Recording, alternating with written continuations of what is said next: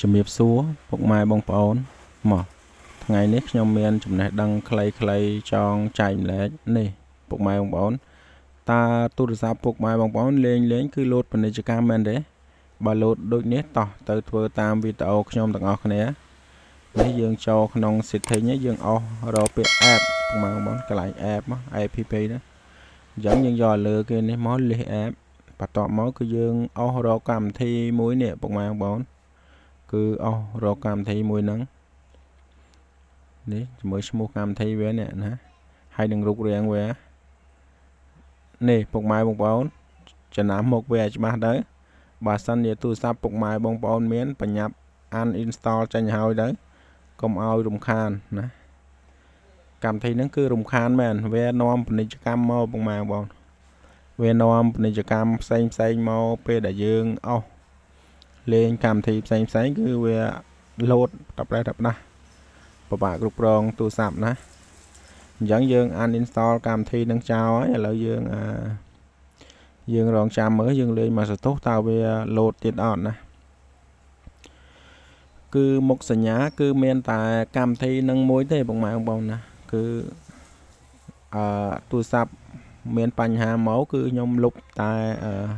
កម្មវិធីមួយហ្នឹងគឺអូខេគឺលែងលោតណាមកឥឡូវយើងដើម្បីបញ្ជាក់ថាកម្មវិធីនឹងពិតឬមិនពិតយើងអស់លេងមួយសន្ទុះសិនទៅណាយើងចូល Facebook ចូលអីដូចតែយើងលេងធម្មតាអញ្ចឹងណាយើងអស់លេងមួយសិនទៅគឺចំគោលដៅកម្មវិធីមួយហ្នឹងកម្មវិធីដែលបានលុបហ្នឹងពុកម៉ែបងគឺខ្ញុំឆែកឃើញច្រើនទូរស័ព្ទណាគឺឲ្យតែមានលោតពាណិជ្ជកម្មមានលោតអីមកពេលដែលយើងលេងហ្នឹងគឺយើងចូលទៅលុបកម្មវិធីនោះទៅគឺបានហើយពុកម៉ែបងប្អូនមកឥឡូវយើងអស់លេងមកសតុះសិនណាតើវាលោតទៀតអត់តែរាល់ដងដូចជាយើងអស់ប្រហែលជាកន្លះនាទីវាលោតម្ដងពុកម៉ែបងប្អូនតែនេះខ្ញុំអស់រៀងយូរដែរហើយគឺអត់ឃើញវាលោតទេអញ្ចឹងប្រហែលជាការលុបរបស់យើងគឺបាន 100% ហើយពុកម៉ែបងប្អូនណាអញ្ចឹងពុកម៉ែបងប្អូនជួយ Subscribe មួយផងពុកម៉ែបងប្អូនណាដើម្បីតាមដាននៃវីដេអូខ្លីៗដែលពាក់ព័ន្ធនឹងចំណេះដឹងទូរស័ព្ទរបស់យើងនេះ Channel ដែលមានឈ្មោះថាខ្មែរ Repair ណាជួយ Subscribe ម្នាក់មួយផងណាដើម្បីងាយស្រួលក្នុងការតាមដានពុកម៉ែបងប្អូនពេលដែលខ្ញុំផុសវីដេអូផ្សេងនេះយើងជួយ Subscribe យ៉ាងមួយមកហើយកុំភ្លេចដាក់រូបកណ្ដឹងពុកម៉ែបងប្អូនដើម្បីទទួលបានព័ត៌មានមុនគេហើយក៏មាន Channel ផ្សេងដែរនៅក្នុងហ្នឹងគឺបងប្អូនជួយ Subscribe ម្នាក់មួយផងណាដើម្បីតាមដានព័ត៌មានពាក់ព័ន្ធនឹងទូរស័ព្ទហើយនឹង Channel មួយទៀតពុកម៉ែបងប្អូនខ្មែរ Topic ណានេះគឺ search មកនៅលើគេហ្នឹងណារូបហ្នឹងពុកម៉ែបងប្អូនជួយ Subscribe ម្នាក់មួយផងអញ្ចឹងក្នុងវីដេអូហ្នឹងគឺមានតែប៉ុណ្្នឹងទេពុកម៉ែបងប្អូនអរគុណជំរាបលា